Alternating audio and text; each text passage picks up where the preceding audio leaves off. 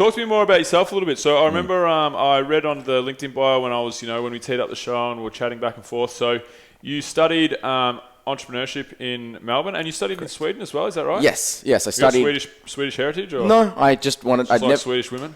I love Swedish everything. Okay. Swedish women are beautiful. The culture is cold but beautiful, and it's a gorgeous country. But I studied in part in Sweden, and in part in Australia. Primarily in Australia, I got a scholarship to study over there, which was a privilege. Yep.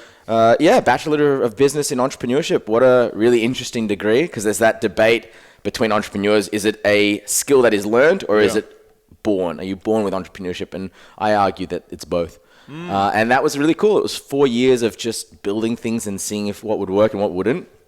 And I thoroughly enjoyed it. My tea pops up. Yeah. The other interesting thing I think with studies of entrepreneurship, for example, is I thought you were going to say it's that interesting discussion around, do you study entrepreneurship or do you go and be an entrepreneur? You know what I mean? Like practical versus, Well, I think the practical is the study. Yeah.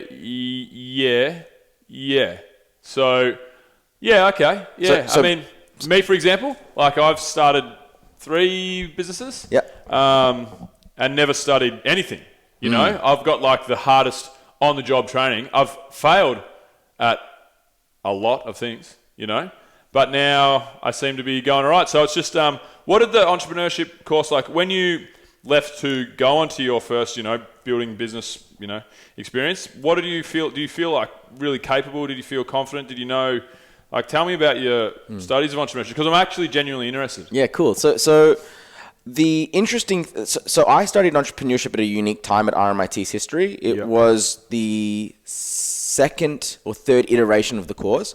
It previously didn't exist.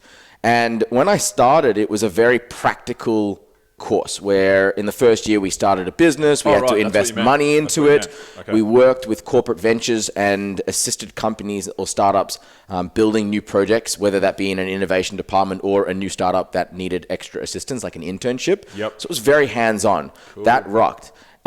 When I got back from Sweden, they changed the course process, and it became highly theoretical. Right. And the depth and value of what I initially had received changed. And you're right. There's no better experience than going out there and actually building a business. Yeah, learning the hard way.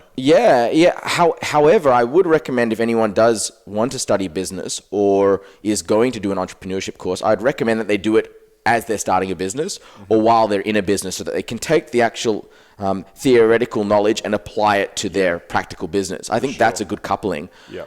But if you're just going to study business and say you're an entrepreneur, entrepreneurship is earned. It's not studied. You're correct. No, for sure. I agree. Sure. And in my first few businesses, did it help? Maybe.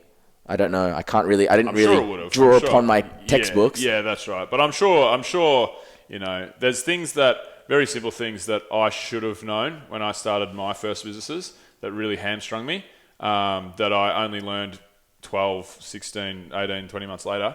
I'm sure it would have helped.